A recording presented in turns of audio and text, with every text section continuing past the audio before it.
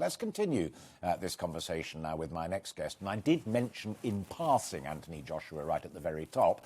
Well, my next guest is British boxing champion, former British boxing champion, John McCallum. Should we strike a deal at the very beginning not to talk about Joshua, or do you want to talk about what went wrong for Joshua?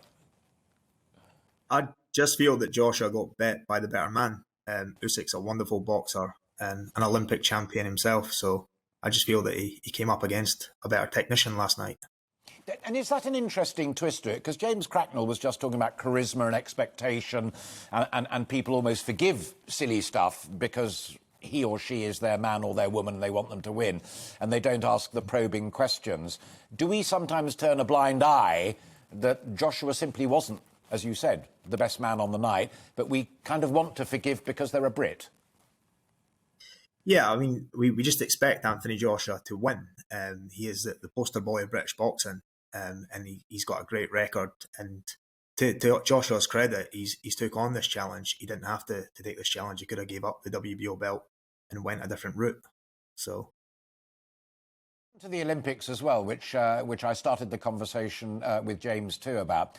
One of the things that strikes me, and I interviewed Anthony Joshua when he won gold in the London Olympics all those years ago, and struck me then as being just a charming, articulate and very, very bright guy.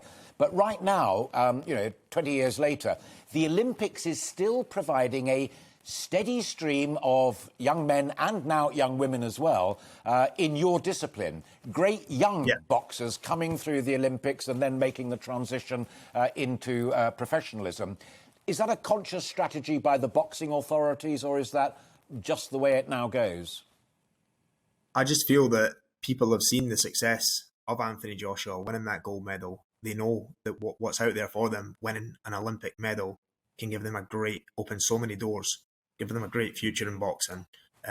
You win an Olympic medal, you're more than likely going to be signed by someone like Eddie Hearn, who can open doors to try and get you a world title in the professional ranks. Yeah. So let me just butt in on that one, because that's exactly where I wanted to go next. But you've raised it straight away. As an objective observer, I love reading the stuff about fights between boxing lawyers and the big money people and the managers, as you just say. Straight question, does that make it trickier for young boxing talent, or does it actually make it easier?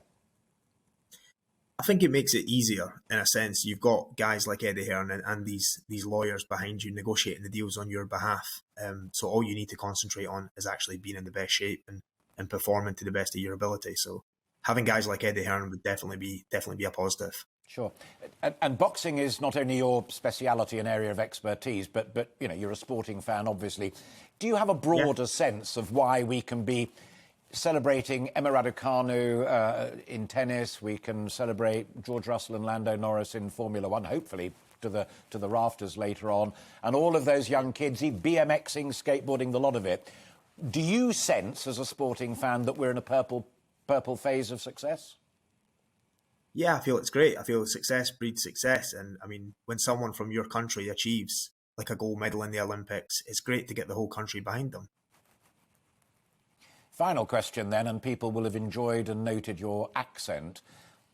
Is there an argument for looking at the whole notion of Team GB and applying it more widely? Or when it's rugby and when it's football and what have you, your heart pounds a touch faster when it's Scotland versus X than when it's like at the Olympics, it's Team GB?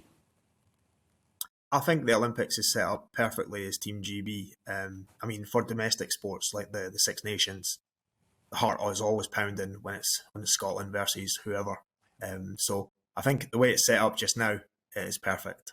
It's a perfect balance. John, a real pleasure to talk to you. First time we've met, and I hope we have a further conversation again. So thank you very much indeed for your time this Sunday afternoon. That's John McCallum, British boxing champion, but also a man of great thought there as well about how well the youngsters do, but also likes to keep the Scottish flag flying in certain sports and likes the Union Jack for others. John McCallum there.